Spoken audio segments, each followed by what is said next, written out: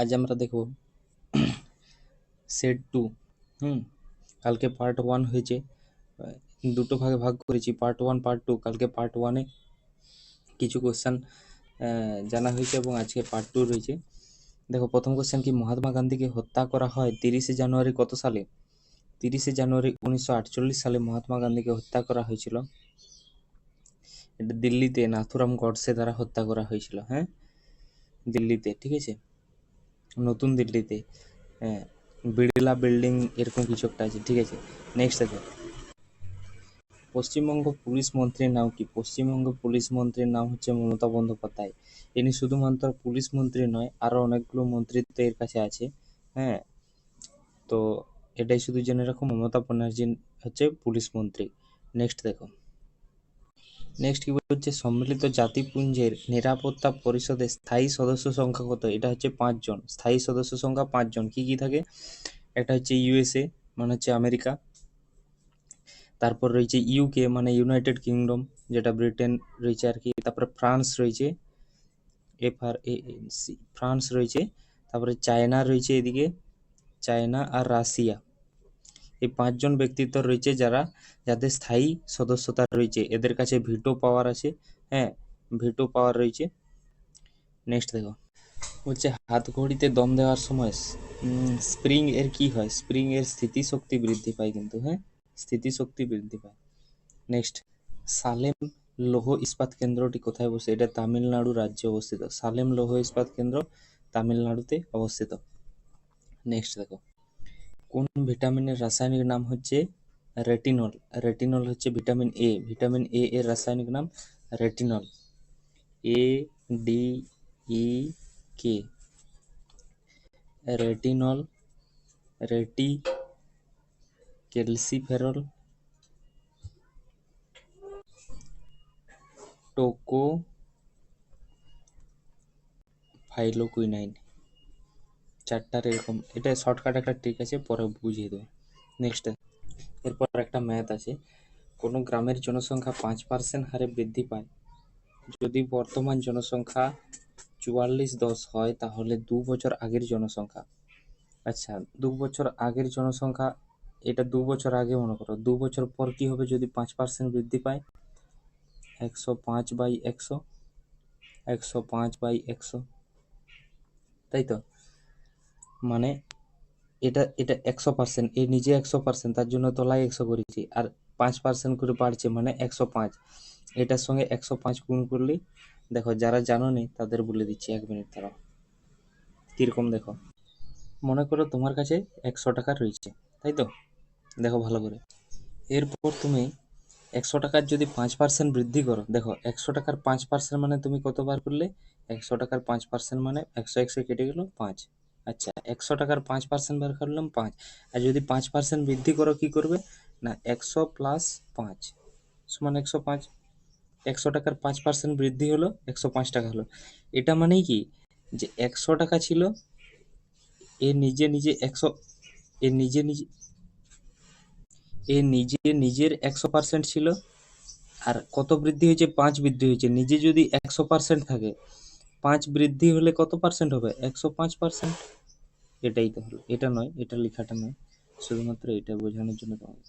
মানে এ নিজে 100%, ঠিক আছে না, 100টা নিজে 100%, তাহলে তার 5% বৃদ্ধি হলে কত পার্সেন্ট হবে? 105%। তার জন্য এটা, এটা পরে তোমাদের পার্সেন্টেজ ক্লাসে শিখিয়ে দেবো। এখন তুমি এটা দেখতে থাকো। হ্যাঁ, তাহলে কি এটা যদি করা হয় কি হবে? 2 বছর আগে এক্স ছিল, 2 বছর পর কি হবে না, 105 ইন্টু 105/100। 5 দিয়ে কাটো, 5 দুগুণে 10, 5 আবার এটাকে 5 দিয়ে কাটো, 5 দুগুণে 10, 5 একুশে 105। 21 গুণ করলে কত হয়? 441, 20 20 400, তাই তো? 400/441, 400/441 আচ্ছা আচ্ছা, এটা সমান হতো, এটার সমান ছিল, এটা কার সমান ছিল? এটা সমান ছিল এই যে সংখ্যাটা 44, 441 শূন্য। তাহলে এই দুটো কাটাকাটি করলে কি হবে? x ইন্টু 441/400 সমান হচ্ছে তোমার 441 শূন্য। 441, এককে 441, এখানে 10 থাকলো, x এর মান কি হয়ে গেল? 400 আর গুণিত 10 মানে 4000, তাহলে 4000 ছিল, ঠিক আছে, 4000 ছিল। নেক্সট দেখো, দেখো এই অঙ্কটা দেখো, এটা একটা ভালো অঙ্ক রয়েছে। কীরকম, এক মিনিট, বলছে বার্ষিক বেতন মানে বছরে, বছরে বলা আছে, হ্যাঁ, বছরে কত বেতন না, বার্ষিক বেতনে 8,000 টাকা এর কর ছাড় দেওয়া হয়। 8,000 টাকা পর্যন্ত যদি তোমার বছরে 8,000 টাকা মাইনা হয়, 8,000 টাকা বছরে তুমি বেতন পাও, তাহলে কোনো কর হবে না। তারপর থেকে যত টাকা বৃদ্ধি পাবে তত করে 1% হারে বৃদ্ধি পাবে টাকাও, ঠিক আছে। টাকাটা সেই টাকার উপর, মানে 8,000 টাকার উপরে কোনো কর বসবে না, তার উপরে যদি যত টাকা তোমার বৃদ্ধি পাবে সেই টাকার উপর 1% হারে প্রত্যেক বছর কর ধার্য হবে। একজন চাকুরিজীবী 160 টাকা কর দিলে তার মাসিক বেতন কত? আচ্ছা দেখো, 8,000 টাকা তো যা ছিল ছিল, এটার কোনো কর লাগবে না। এরপর মনে করো তোমার এক্স টাকা বেতন বৃদ্ধি হয়েছে, তাহলে তোমাকে শুরুটা দিতে হবে এক্স টাকার মধ্যে, করটা দিতে হবে এক্স টাকার মধ্যে তোমার কর দাও 1% হারে, 1% হারে কর দাও, সমান হচ্ছে 160 টাকা, তাই তো। এক্স টাকার 1% সমান 160 টাকা, তাহলে কি এক্স টাকা সমান কত? 16,000 টাকা। 16,000 টাকা মানে তোমার 16,000 টাকা বৃদ্ধি হয়েছে, তবে যে তোমার 1% করে 16,000 টাকার উপর 1% নিয়েছে তোমার, তাহলে 16,000 টাকা বৃদ্ধি হয়েছে। আগে ছিল কত? 8,000 টাকা, এখন 16,000 টাকা বৃদ্ধি হয়েছে, মানে কি 16,000 প্লাস 8,000, তাহলে কত হচ্ছে না 24,000 টাকা। এখন তোমার বার্ষিক বেতন কত? 24,000 টাকা, সরি 24,000 টাকা। তাহলে মাসিক বেতন কত, মানে মাসে কত বেতন লাগে না, 12 দিয়ে ভাগ করে দাও, 12 বছরে 1 মাস, 12 দুগুণে 24, তাহলে 2,000 টাকা হচ্ছে মাসে বেতন। অপশন নাম্বার ডি, ঠিক আছে। নেক্সট, এটা একটা দেখবে, এটা কি উত্তর হবে তোমরা কমেন্ট করে জানিও তো, কি উত্তর হবে এটা কমেন্ট করে জানিও। নেক্সট দেখো, দেখো এটা আছে ফটোতে, মনে করো একটা ফটো আছে, এক ভদ্রলোক, এখানে লোক মানে পুরুষ, ঠিক আছে, লোক বলেছে, পুরুষ, এ পুরুষ আছে, এক ভদ্রলোককে দেখিয়ে রমা বলল, রমা এ কি বললো, যে তার বোনের বাবা মানে এর বোন, তাই তো। এক মিনিট, দেখো কি বলেছে, যে তার বোনের বাবা, এই যে এখানে দেখো, তার বোনের বাবা, এর বোন এটা, তার বাবা মানে এটা, ঠিক আছে, তার বোনের বাবা, হ্যাঁ, হলো আমার ঠাকুরদার, মানে রমার ঠাকুরদার একমাত্র পুত্র।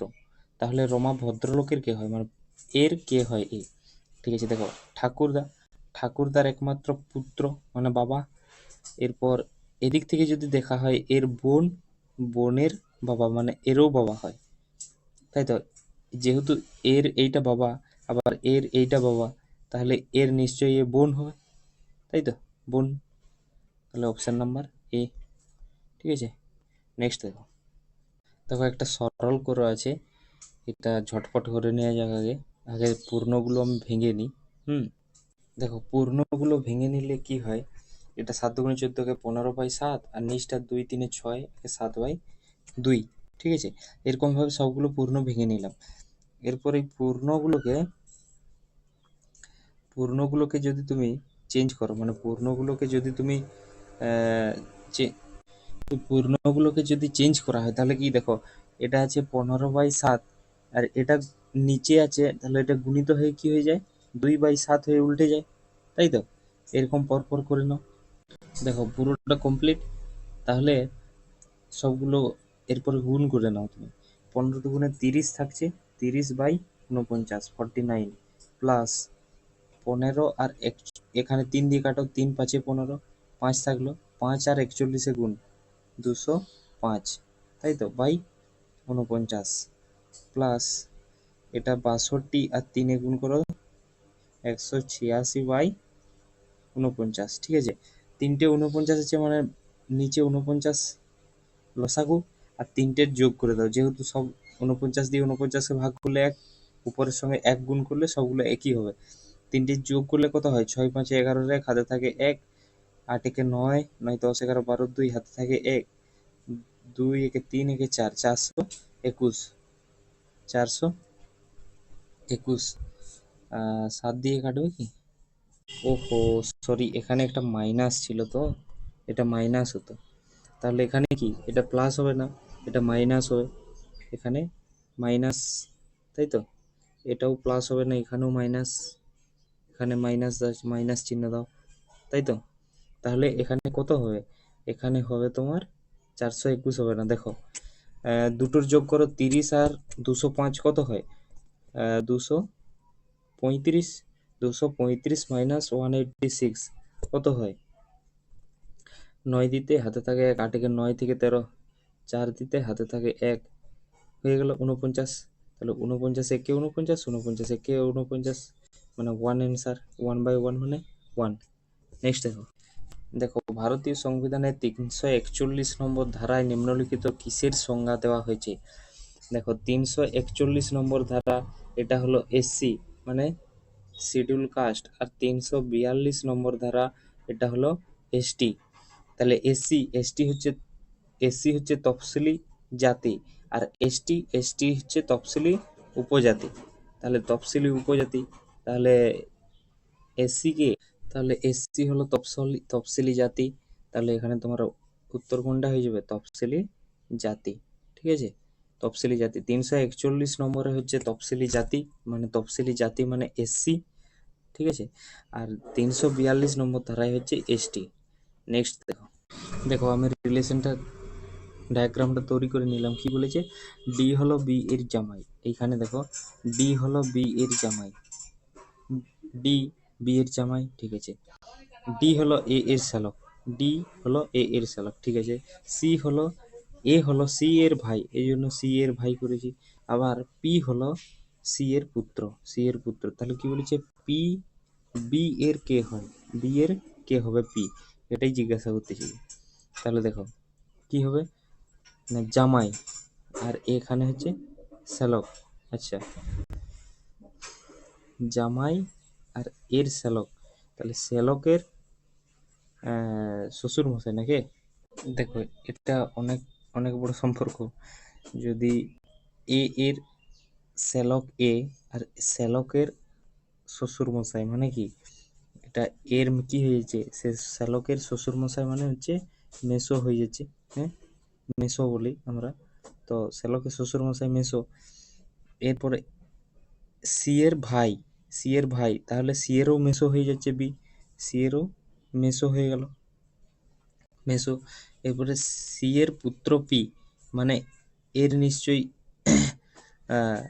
বাবা অথবা মা, যা হোক একটা হবে, বাবা অথবা মায়ের মেসো হয়ে যাচ্ছে। তার মানে কি পি এর কে হয়ে যাচ্ছে? পি এর দাদু, পি এর হচ্ছে দাদু হয়ে যায়। তাহলে পি বি এর কে হয়? বি এর নাতি হবে, তাহলে বি এর নাতি, ওই জন্য, ঠিক আছে? বি এর নাতি হয়ে যাবে, নাতি অ্যান্সার হবে, ঠিক আছে? নেক্সট দেখো, নেক্সট কি আছে? এটা রিলেশন দেওয়া আছে, যেমন বলে আছে সেরকম দেখো, পি প্লাস কিউ। আচ্ছা, পি প্লাস, প্লাস মানে কি বলেছে? দেখো এখানে এই যে প্লাস বলেছে, এ না, এটা সরি নয়, এটা নয়, প্লাস কোথায় বলেছে? প্লাস তো বলেই দেয়নি। ও, এটা কি ভাগ আছে? হ্যাঁ, ভাগ আছে, ভাগ চিহ্ন আছে। আচ্ছা, এ ভাগ এ এ ভাগ বি, মানে হচ্ছে এ বি এর মা। তাহলে পি ভাগ কিউ, মানে পি কিউ এর মা হলো, ঠিক আছে? তারপরে দেখো মাইনাস, মাইনাসে কি বলেছে? এই যে এখানে বলেছে এ, এখানে ভাগ বলেছিল, এটা মাইনাস আছে, এ মাইনাস বি। এ হলো বি এর ভাই, মানে কিউ হলো আর এর ভাই, তাই তো? কিউ হলো আর এর ভাই। এস গুণিত এস, মানে এ গুণিত বি, মানে কি বি হলো এ এর পুত্র, মানে এস হলো আর এর পুত্র, এস হলো আর এর পুত্র, ঘুরিয়ে দেওয়া আছে, ঠিক আছে? তাহলে এর সঙ্গে কার কোনটা সঠিক সম্পর্ক বোঝা যাচ্ছে? আর হলো পি এর পুত্র, আর পি এদের দুজনের সম্পর্ক দেখে নাও, আর এবং পি। আচ্ছা, পি এর পুত্র বলেছে, দেখি আর এর ভাই কিউ, কিউর মা, কিউর এটা হচ্ছে মা, মানে আর এর আর এর আর হলো পি এর পুত্র। হ্যাঁ, এটা ঠিক, আর হলো পি এর পুত্র আছে, ঠিক আছে, হতেও পারে আবার নাও। আচ্ছা, এটা হবে, মানে আর এটা একটা দেখা গেল, ঠিক আছে। এস হলো পি এর নাতনি, এস হলো পি এর নাতনি কি, এটা হচ্ছে পুত্র, পুত্রর পুত্র, নাতি হতো, নাতি, নাতনি হবে না, তাহলে এটা ভুল হলো। আচ্ছা, এস হলো কিউ এর ভাইপো, এস হলো কিউ এর ভাইপো কি, দেখো কিউ এর, এটা এর ভাই, তাহলে এ কে হবে, এ ভাই অথবা বোন যে কোনো একটা হবে। আচ্ছা, এর তো জেন্ডার জানি না, তাহলে এখানে যে পুত্র, এটা পুত্রও হতে পারে, কন্যাও হতে পারে, ঠিক আছে, তাহলে এটা এখনো ধরা যাচ্ছে না। তাহলে এর কে হয়, ভাই অথবা বোন, তার পুত্র, যদি ভাই হয় তাহলে ভাইপো হবে। এস হলো কিউ এর ভাইপো হবে অথবা ভাইঝি, যে কোনো একটা, এটাও ঠিক, ভাইপো না ভাইঝি বলা যাচ্ছে না। পি হলো আর এর মা, পি হলো আর এর মা, দেখো এটা কিন্তু পুরো স্পষ্ট বোঝা যাচ্ছে, পি হলো আর এর মা, মানে এটা ডি, এটা হচ্ছে সঠিক অ্যান্সার। দেখো এটা কিভাবে করেছে, three, sorry 1 minute, 3 sin θ plus 2 cos θ, তাই তো, 2 cos θ আছে, তুমি এটাকে cos দ্বারা ভাগ করে দাও, বাই, দুটোকেই cos দ্বারা ভাগ করে দাও, 2 sin θ মাইনাস 2 cos θ, তাই তো, এটাকেও cos দ্বারা ভাগ করে দাও, যদি এই cos cos কেটে যাবে, তার মানে 3 sin θ, যদি কসে আর কসে এই দুটোই কেটে যায়, তাহলে এইটা আর এটা পড়ে থাকছে, মানে সমীকরণ ঠিক থাকছে, সমান থাকছে, ঠিক আছে, তাহলে শুধু এটাকে ভাগ করা হয়েছে। এরপরে দেখো এটাকে ভাগ করলে কি কি পরিবর্তন আসে। এক হচ্ছে তুমি 3 sin θ বাই cos θ লিখতে পারো, 3 sin θ বাই cos θ লিখতে পারো, plus 1 minute plus 2 cos θ by cos θ, এটা লেখা যায়, ঠিক আছে। এরপর নিচে আছে, নিচে কি আছে, 2 sin θ, 2 sin θ বাই cos θ, তাই তো, মাইনাস 2 cos θ বাই cos θ, এটা লেখা যায়, ঠিক আছে। এরপর দেখো যে এখানে sin θ বাই cos θ সমান tan θ, এখানে একটা হয় কি sin θ বাই cos θ সমান tan θ, তাহলে এখানে কি হবে, 3 sin θ বাই cos θ সমান কি 3 tan θ, প্লাস cos θ কেটে যাবে, শুধু 2 থাকছে, বাই sin θ বাই cos θ, এই যে এখানে sin θ বাই cos θ সমান tan θ, 2 tan θ প্লাস এই মাইনাস, সরি মাইনাস cos θ কেটে গেল 2, ঠিক আছে। এরপর দেখো tan থিটার মান দেওয়া আছে 4/3, tan থিটার মান কত, 4/3, তাহলে 3 × tan থিটার মান যদি 4/3 হয়, প্লাস 2 বাই 2 × 4/3 মাইনাস 2, 3 3 কেটে গেল, 4 + 2 সমান 6 বাই 3 দুগুণে 6, 6 no সরি 4 দুগুণে 8/3 মাইনাস 2, 8/3 মাইনাস 2, এটা হলো 3 দুগুণে 6, 6 মাইনাস, দাঁড়া এখানে এটার সমীকরণটা দেখো নিচে করছি, 6/8/3 মাইনাস 2, 6/8/3 মাইনাস 2টাকে কী হবে, 3 দুগুণে 6, 7 8, 2/3, 2/3 হবে, এটাকে যদি ভাঙা হয় 6 × 3/2, 2 3 6, 3 3 9, 9 অ্যান্সার হয়ে গেল যে, এটা 9 অ্যান্সার হবে, 9, এদের উত্তরে ভুল দেওয়া আছে, ঠিক আছে না, এদের উত্তরে ভুল দেওয়া আছে, এটা 9 অ্যান্সার হতো, ঠিক আছে, 9, ঠিক আছে। নেক্সট দেখো, এটা দেখো ক্যালেন্ডারের একটা অঙ্ক, ভালো অঙ্ক আছে, দেখো কি করে করবে। আগে বলে দিই, যে কোনো সাল তুমি 400 থেকে ধরতে পারো, 400 সালটা ছিল রবিবার, 400 সালটা ছিল রবিবার, মানে 400 যদি হয় রবিবার, 1600 যদি সাল হয় সেটাও হচ্ছে রবিবার, 1600 সালটা ছিল রবিবার, 1600 সালের প্রথম দিনটা সেটা হচ্ছে রবিবার, ঠিক আছে। এরপরে এটা কিভাবে করবে, দেখো 1099 আছে, মানে 1600 সালটা অনেক পরে হয়ে যাচ্ছে, হাজারে তার আগে কি রয়েছে 400, 400 দুগুণে 800, মানে 400-র গুণিতক আর কি, 800 আমি হিসেবে ধরবো, 800 সালটাও প্রথমে ছিল রবিবার, ঠিক আছে, প্রথম সালটা ছিল রবিবার। এরপর প্রত্যেক 100 বছরের জন্য 5টি অড ডে পাওয়া যায়। প্রত্যেক 100 বছরের জন্য মনে রাখবে 5টি অড ডে পাওয়া যায়, তাই তো? তাহলে এখানে 800 থেকে 1000 বছর পর্যন্ত যদি যাওয়া যায়, কত বছর পাওয়া যাচ্ছে দেখো, 800, 900, 1000, মানে 200 বছর পাওয়া যাচ্ছে। 1000 পর্যন্ত 200 বছর। তাহলে 800 থেকে 1000, 200 বছর। 200 বছরে অড ডে কটি হবে? 100 বছরে 5টা, 200 বছরে 10টি অড ডে, ঠিক আছে? মোট অড ডে গুলো গুনো, তাহলে 10টি হলো এখানে 200 বছরে, ঠিক আছে? সরি, একবার এটা অন্য কালার লিখে রাখো। 10টি অড ডে হলো 200 বছরে, ঠিক আছে? 10টি অড ডে, ঠিক আছে। নেক্সট দেখো, এরপর 1900, এরপর 1000 পর্যন্ত চলে গেলাম। এক মিনিট। এরপর 1000 পর্যন্ত চলে গেলে, এরপর 99 সালটা পর্যন্ত নেওয়া চলবে না, 98 সালের পুরোটা পর্যন্ত নেবো, তাই তো? 98 সালটা মানে 98 সাল পুরোটা। যদি 99 ধরে নিই তাহলে 99 পুরোটা হয়ে যাচ্ছে, কিন্তু 25 এপ্রিল পর্যন্ত আমার দরকার আছে, তাহলে 99টা নেবো না, 98 পর্যন্ত নেবো। এরপর দেখো, প্রত্যেক 1 বছরে অড ডে থাকে। দেখো এটা মুছে দিলাম, হ্যাঁ, 200 বছরে 10টি পেয়ে গেলাম। এরপর আর একটা দেখো, প্রত্যেক 1 বছরে অড ডে থাকে, 1 বছরে অড ডে থাকে 1টি করে। তাহলে 98 বছরে কটি অড ডে থাকবে? না, 98টা, ঠিক আছে? 98 বছরে 98টা অড ডে। তাহলে এখানে যোগ করো 98। এরপর 98 বছরে অড ডে তো 1টি করে প্রত্যেক বছর, কিন্তু লিপ ইয়ার যেগুলো থাকে, মানে যেগুলো ধরো 4 দিয়ে ভাগ করা যায়, যেমন 2000, 2000 সালটা 4 দিয়ে ভাগ করা যায়, তাহলে সেই বছরে কিন্তু একটা অড ডে বেড়ে যায়, কেননা ফেব্রুয়ারি মাসটা 28 দিনের জায়গায় 29 দিনে হয়ে যায়।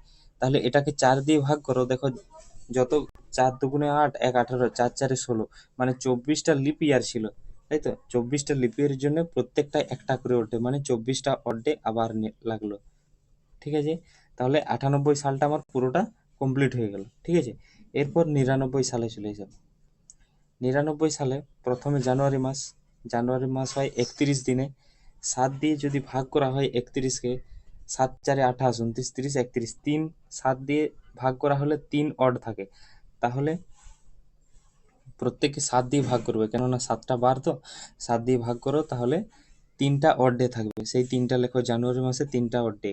ফেব্রুয়ারি মাসে 99 সালটা লিপ ইয়ার নয়, তাহলে 28 দিন, মানে 0 অড ডে ফেব্রুয়ারি। মার্চ মাসে কটি অড ডে? মার্চ মাসে 31 দিন, তাহলে সে আবার 3টি অড ডে। এপ্রিল মাসে 25টা দিন, 25টা দিনকে যদি 7 দিয়ে ভাগ করা হয়, 7 3 21, তাহলে 4টা অড ডে, 4টা অড ডে।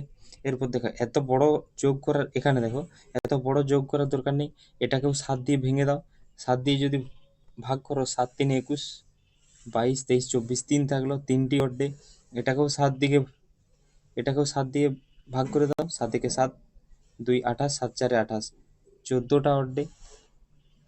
14টা অড ডে নয়, 14, এটা 7 দিয়ে ভাগ করলে মিলে যাচ্ছে, তার মানে এখানে 0 অড ডে থাকছে, 0 অড ডে, ঠিক আছে? এটাকে 7 দিয়ে ভাগ করো, 7 একে 7, মানে 3টে অড ডে থাকছে। তাহলে এখানে দেখো যোগ করতে সুবিধা হবে। তাহলে কত হলো? 3 প্লাস 0 প্লাস, এই যে এগুলো সব যোগ করছি, 3 প্লাস 0 প্লাস 3 প্লাস, এখানে আবার 3 3 4, 3 প্লাস 3 প্লাস 4, তাহলে কটা হলো?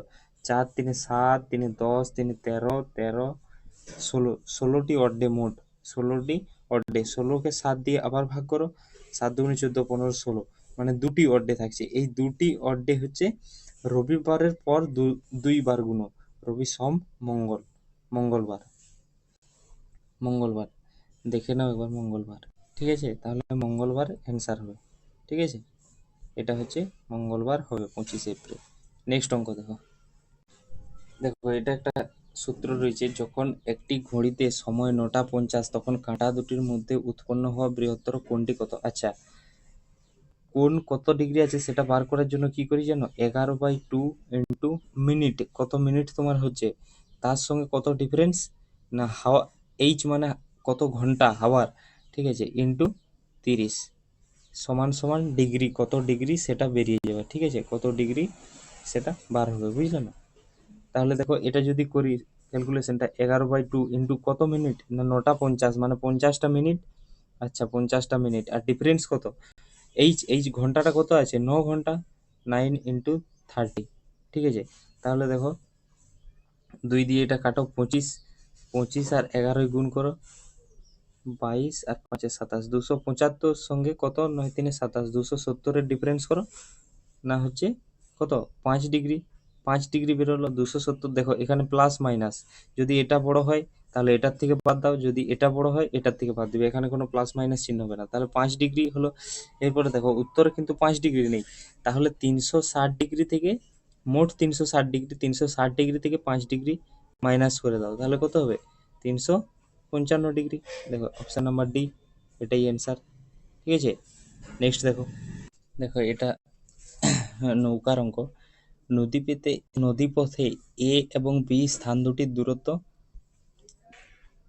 96 কিমি। মনে করো এখানে এ আছে, এখানে বি আছে, এটার দূরত্ব আছে 96 কিলোমিটার, তাই তো। এ থেকে বি এর দিকে ঘন্টায় 4 কিমি বেগে স্রোতের বেগ, তাহলে এ থেকে বি এর দিকে 4 কিমি বেগে স্রোতের বেগ, তার মানে কি নদীর যে স্রোত, সেই স্রোতের বেগ হচ্ছে তোমার, স্রোতের বেগটাকে এস ধরি, এসটা হচ্ছে স্ট্রিম, স্রোতের বেগ হচ্ছে 4 কিমি বেগে, 4 কিমি প্রতি ঘন্টা, 4 কিমি প্রতি ঘন্টা, মানে এদিকে যাচ্ছে, তাহলে কি এটা হচ্ছে স্রোতের অনুকূলে, ঠিক আছে, স্রোতটা এদিকে বইছে।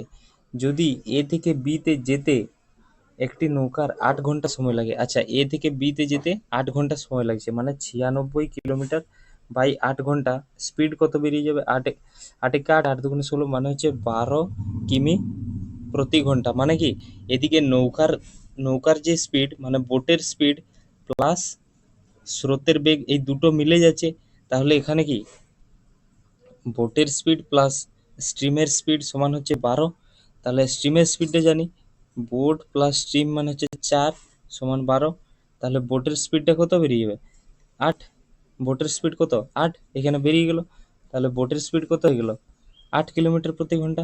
এরপর দেখো কি বলেছে, এ থেকে বিতে যেতে একটি নৌকা 8 ঘন্টা সময় লাগে, বি থেকে এ তে আসতে নৌকাটির কত সময় লাগবে, বি থেকে এ তে আসবে মানে এদিকে আসবে, এদিকে এলে কি হবে, নৌকার স্রোত এইদিকে যাচ্ছে আর নৌকা এদিকে আসছে, মানে বি মাইনাস, মানে 96, মোট 96 কিলোমিটার যাবে, কিভাবে যাবে না বোটের স্পিড মাইনাস স্রোতের স্পিড, তাহলে 96 বাই বোটের স্পিড কত 8, স্রোতের স্পিড কত এখানে দেওয়া আছে 4, তাহলে কত হয়ে গেল 96/4, 4 2 8, 1 16, 4 4 16, 24 ঘন্টা সময় লাগবে, তাই তো, 24 ঘন্টা সময় লাগবে, option number D answer. Next দেখো, দেখো এটা একটা ভালো অঙ্ক। 120 কিলোমিটার দূরবর্তী একটি ট্রেন, আচ্ছা মানে এখান থেকে এখান দূরত্ব মনে করো 120, একই সময় পরস্পরের দিকে যাত্রা করলো, মানে এখান থেকে একজন ছাড়লো এদিকে আর এখান থেকে একটা ট্রেন ছাড়লো এদিকে, ঠিক আছে। ট্রেন দুটির গতিবেগ যথাক্রমে 50 কিমি, এর হচ্ছে 50 কিলোমিটার প্রতি ঘন্টা আর এর হচ্ছে 40 কিলোমিটার প্রতি ঘন্টা, ঠিক আছে। এরপরে ট্রেন দুটির গতিবেগ 50 ও 40, 1 ঘন্টা 15 মিনিট পর তাদের মধ্যে দূরত্ব কত, আচ্ছা এই 50 কিলোমিটার, এই 1 ঘন্টা 15 মিনিট যাবে, কতটা দূরত্ব যাবে, দেখো 50 ইন্টু 1 ঘন্টা 15 মিনিটের জন্য কি হয়, 15 কে 15, 15 4 60, 1 ঘন্টা প্লাস 1/4 ঘন্টা, তাই তো, 15 মিনিটটাকে ঘন্টায় করলে 1/4 ঘন্টা, তাহলে 4 কে 4, 5/4 ঘন্টা হয়ে যায়, এটা কত হয়ে যায় 5/4 ঘন্টা, তাহলে 5/4 ঘন্টা এ যদি যায়, এর কত কত দূর যাবে এ, না 2 2 4, 2 25, 25 5 125/2, 125/2 কিলোমিটার, হুম, মানে কি 62.5 কিলোমিটার, তাহলে এ কত দূর চলে গেছে 62.5 কিলোমিটার, এ 1 ঘন্টা 15 মিনিটে 62.5 কিলোমিটার চলে গেছে, এ 1 ঘন্টা 15 মিনিটে কত দূর আসবে দেখে নাও, আচ্ছা এই 1 ঘন্টা 15 মিনিটে, 1 ঘন্টা 15 মিনিট মানে কত 5/4 বললাম, 40 × 5/4, 4 10 40, 10 5 50, এ 50 কিলোমিটার চলে এসেছে, তাহলে মোট ছিল কত 120 কিলোমিটার, মোট 120 কিলোমিটার, তার মধ্যে দুজনে মিলে মোট কত দূরত্ব চলে গেছে, একজন 62.5 আর একজন 50, তাহলে কত হলো দুটো যোগ করলে 0.5, 112.5, তাহলে এর থেকে 112.5 মাইনাস করে দাও, কত হবে 0.5, 2 কে 3 করলে 10, 7 দিতে হাতে থাকে 7.5, 7.5 কিলোমিটার। এদের দুজনের মধ্যে আর ডিস্টেন্স বাকি থেকে যাবে। ঠিক আছে, নেক্সট অঙ্ক দেখো। এটা প্রথমের ইন্টারনেটের ম্যান কথাটির পূর্ণরূপ কি আছে না মেট্রোপলিটন এরিয়া নেটওয়ার্ক। এই যে option number D metropolitan area network, এটা হচ্ছে এর উত্তর হবে। হ্যাঁ, নেক্সট 75 এটা দেখে নাও একবার। এটা দেখো একটু ঘুরিয়ে রয়েছে কিরকম। এখানে যে 20 আছে, এই যে 20 মাইনাস 2 করো, কত হলো 18। 18 হলো, 18-র সঙ্গে এই যে 5টা আছে, সেই 5টা এই 20 থেকে 2 মাইনাস করো, 18 হলো। 18-র সঙ্গে এই 5-এর গুণ, তাহলে কত হয়ে গেল 90, প্রথমটা চলে এলো। ঠিক আছে, সেরকম এই মাঝের আছে কত 14, 14 মাইনাস 2 করো, কত হলো 12। 12-র সঙ্গে শেষেরটার গুণ ইন্টু 6, মানে কত হলো 72 হয়ে গেল। সেরকম লাস্টেরটাও এরকম হবে। দেখো লাস্টেরটা কি আছে, কিছু আছে মানে এক্স আছে, এক্স মাইনাস 2 যেটা হচ্ছে তার সঙ্গে 7 গুণ, তাই তো, সমান হচ্ছে 91। তাহলে 7-এর সঙ্গে কত গুণ করলে 91, 7 13 91। তাহলে এটা কি এখানে কত থাকবে 13 প্লাস 2, বেশি থাকবে তো 15 থাকবে, 15 থেকে 2 কম করে তারপরে 7 দিয়ে গুণ করো, তাহলে অপশন কি সি 15। নেক্সট দেখো, এটা দেখো সেন্ট্রাল ফুড রিসার্চ ইনস্টিটিউট, এটা কোথায় অবস্থিত? এটার মুখ্যালয় হচ্ছে তোমার মানে হেডকোয়ার্টার মহীশূর। ঠিক আছে, মহীশূরে অবস্থিত। আর মধুবনী মধুবনী চিত্রকলা, এটা বিহারে অবস্থিত। মধুবনী চিত্রকলা বিহারে অবস্থিত। দেখো কি বলেছে, পি এবং কিউ একটি নদীর তীরে দুটি ঘাট, একটা পি আর একটা কিউ ঘাট, এটা হচ্ছে নদী। ঠিক আছে, এটা হচ্ছে নদী। নদীর স্রোত পি থেকে কিউ, আচ্ছা এই দিকে আছে স্রোতটা, পি থেকে কিউ এর দিকে নদীর স্রোতটা রয়েছে। ঠিক আছে, একই সময়ে একটি নৌকা পি থেকে কিউ এর দিকে ঘন্টায় 8 কিমি বেগে এবং অপর একটি ঘন্টা কিউ 7 কিলোমিটার বেগে পি এর দিকে আসছে। আচ্ছা এখানে দেখো স্রোতের বেগ নেই। স্রোতের বেগ নেই মানে কি, এখানে তোমাকে এটা নৌকা স্রোতের অঙ্কটা হচ্ছে না, এখানে হয়ে যাচ্ছে তোমার স্পিড অ্যান্ড ডিস্টেন্সের সেরকম ভাবে অঙ্কটা হয়ে যাচ্ছে। এটার ক্ষেত্রে কি হবে জানো, রিলেটিভ ডিস্টেন্স সমান রিলেটিভ স্পিড ইনটু টাইম। মানে কি দেখো, রিলেটিভ ডিস্টেন্স কত 150 কিলোমিটার, এদের দুজনের মধ্যেকার দূরত্ব কত রয়েছে 150 কিলোমিটার। দুজনে একদিকে এক, যদি এ যেদিকে যাচ্ছে তার বিপরীত দিকে এ যদি আসছে, মানে দুজনে যদি মুখোমুখি হয়, তাহলে তাদের স্পিডটা যোগ হয়ে যায়, আর সাথে রিলেটিভ স্পিড হয়ে যায় 15 ইন্টু টাইম। 15 10-এর টাইম সমান হচ্ছে 10 ঘন্টা। এই দেখো 10 ঘন্টা। তাহলে তারা দুজন নৌকা দুটি কতক্ষণে এক জায়গায় মিলিত হবে না 10 ঘন্টায় তারা মিলিত হবে। এটা স্পিড ডিস্টেন্সের অঙ্কে তোমাদের বুঝিয়ে দেবো। নেক্সট অঙ্ক দেখো। দেখো এটা শর্টকাট করে অনেক রকম প্রসেস আছে, দেখবে শর্টকাট কিরকম, শর্টকাটটা এখন জানতে পারবে না, তাও তোমার নৌকার স্রোতের অনুকূল মানে এদিকে ঘন্টায় 12 কিমি এবং স্রোতের প্রতিকূল মানে এদিকে ঘন্টায় 8 কিমি অতিক্রম করে। দেখো এখানে নৌকার বেগ হয়ে যাবে, বোটের বেগ কত হয়ে যাবে 12 8 20/2 সমান 10, আর স্রোতের বেগ কত হয়ে যাবে 12 - 8 মানে 4/2 মানে 2। দেখো 10 আর 2 অ্যান্সার হবে অপশন নাম্বার এ। কিন্তু এখন তোমরা এটা বুঝতে পারবে না, এটা তোমাদের বেসিক ভাবে শিখিয়ে দিলে তোমরা বুঝতে পারবে, এটা অপশন নাম্বার এ হবে। হ্যাঁ, কিভাবে হচ্ছে সেটা দেখো। যে স্রোতের অনুকূলে যায়, স্রোতের অনুকূলে যাওয়া মানে কি, বোটের স্পিড প্লাস তোমার স্টিমের স্পিড সমান কত, এটা হচ্ছে স্পিড, স্পিড ইনটু টাইম, ঘন্টায় 12 কিমি। আচ্ছা এটা স্পিড, আচ্ছা স্পিডটাই বলে দিয়েছে, স্পিড হচ্ছে ঘন্টায় 12 কিমি, আচ্ছা 12 লিখলাম। আরেকটা কি বলেছে, স্রোতের প্রতিকূলে, স্রোতের প্রতিকূলে মানে কি, বোটের স্পিড মাইনাস নৌকার স্রোতের স্পিড 8 কিমি প্রতি ঘন্টায় স্পিডে যাচ্ছে।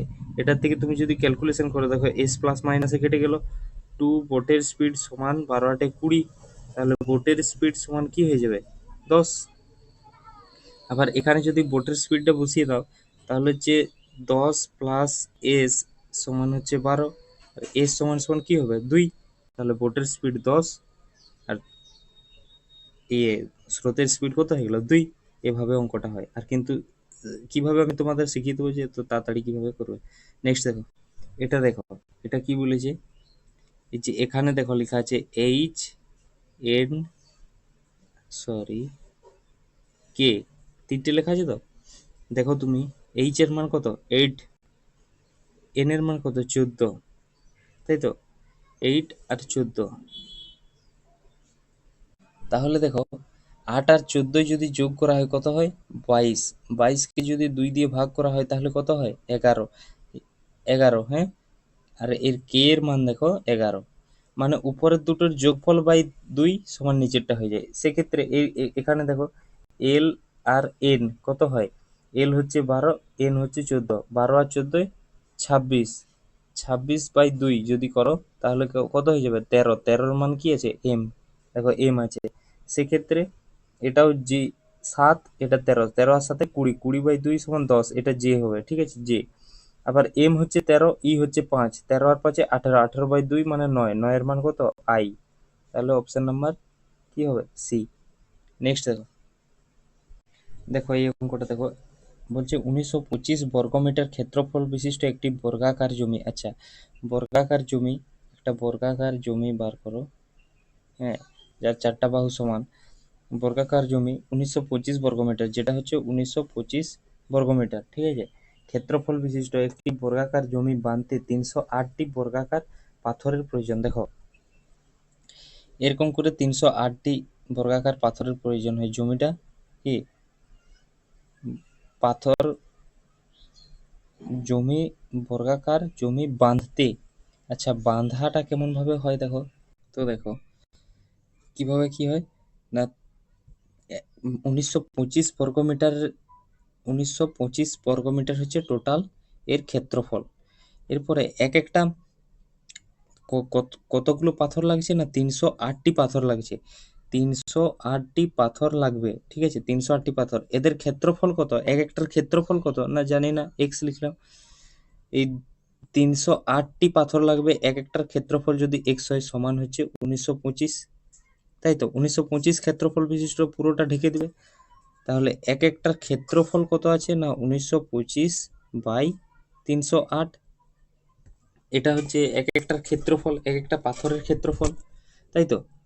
তাহলে দেখো এটাকে 7 দিয়ে কাটো, 7 4 28, 7 4 28, ঠিক আছে, 7 দিয়ে কাটো, 7 2 14, 7 7 49, 7 5 35, 11 দিয়ে কাটো, 11 4 44, 11 2 22, 11 5 55, 25/4, 25/4 হচ্ছে এক একটা পাথরের ক্ষেত্রফল, ঠিক আছে, এক একটা পাথরের ক্ষেত্রফল হচ্ছে 25/4।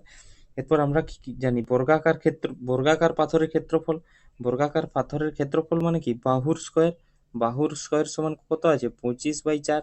তাহলে এক একটা বাহুর মান কত, এ সমান কি হবে √25/4, √25/4 মানে কি 25-এর জন্য 5, 4-এর জন্য 2, 5/2 সমান কি হবে 2 2 4, 1/2, 2 পূর্ণ 1/2, 2 পূর্ণ 1/2 মিটার, এক একটা প্রত্যেকটি বাহুর দৈর্ঘ্য 2 পূর্ণ 1/2 মিটার। নেক্সট দেখো এটা কিভাবে হয়, 12 আর 8 20 আর 10 30, এই তিনটে যোগ করো, 12 প্লাস 8 প্লাস 10 সমান কত হয় 30, 30/2 দিয়ে ভাগ করে দাও, সরি 2 নয় 5 দিয়ে ভাগ করে দাও, 5 দিয়ে ভাগ করে দাও, 5 6 30, 6 উত্তর বেরোলো, তাহলে এটা হচ্ছে 6 এলো। সেই রকম 21 প্লাস 11 প্লাস 18 সমান কত হয়ে যাবে না 18 একে 19 একে 20, 20 10 30, 20 50, 50/5 করে দাও, 5 10 50, 10 অ্যান্সার আসছে। একই রকম ভাবে কি হবে যে শেষেরটা দেখে নাও, 31 প্লাস 26 প্লাস 33 কত হচ্ছে 6 3 9 একে 10 0, 3 2 5, 3 8 একে 9, 90/5, 5 18 90, 18। একই রকম 9 প্লাস 39 প্লাস কত দাও, তাকে 5 দিয়ে ভাগ করো, সেটা হবে 12। তাহলে এটা কত আসছে 39 আর 9 9 9 18, 48, 48 প্লাস এক্স বাই 5 দিয়ে ভাগ করলে 12 হয়, 5 12, এটা এদিকে গুণ করে দাও, 5 12 60 হয়ে যাচ্ছে, এটা 60 হয়ে যাচ্ছে, সমান সমান 60। আর এক্স এর মান কত হয়ে যাচ্ছে 8, 60 মাইনাস 48 মানে কত হয়েছে 12। তাহলে option number A, option number A হচ্ছে 12। নেক্সট দেখো, দেখো এখানে কি বলেছে, যে কোন শব্দটি লন টেনিস খেলায় ব্যবহৃত হয় না? এই যে গ্যাম্বিট, গ্যাম্বিট খেলাটা দেখছো, এটা হচ্ছে দাবা খেলায় ব্যবহৃত হয়, দাবা। আর বাকিগুলো স্ন্যাশ, ব্যাক হ্যান্ড ড্রাইভ, অ্যাস, এই কথাগুলো লন টেনিসে ব্যবহৃত হয়। তার মধ্যে স্ন্যাশ কথাটা আবার ব্যাডমিন্টনে ব্যবহৃত হয়, ব্যাডমিন্টনে, ঠিক আছে। নেক্সট দেখো কি আছে। চলো আজ এটাই শেষ, এটাই হচ্ছিল পার্ট টুটা পুরো কমপ্লিট হয়ে গেল। হ্যাঁ, পার্ট টুটা পুরো কমপ্লিট। নেক্সট পরের দিন একবার অন্য একটা চ্যাপ্টার শুরু করবো ম্যাথের, কিংবা তোমার সেট টুটা নিয়ে আসো, তাই তো। সেট টুটা কমেন্ট করে জানিও তোমাদের ক্র্যাক ডাব্লিউপিপিটা কেমন লাগছে।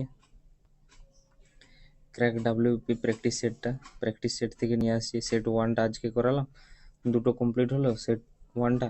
আর সেট টু নিয়ে আসবো পরপর, এরকমভাবে সেটগুলো নিয়ে আসবো, ঠিক আছে। চলো আজকে জয় হিন্দ, হরে কৃষ্ণ, রাধে রাধে।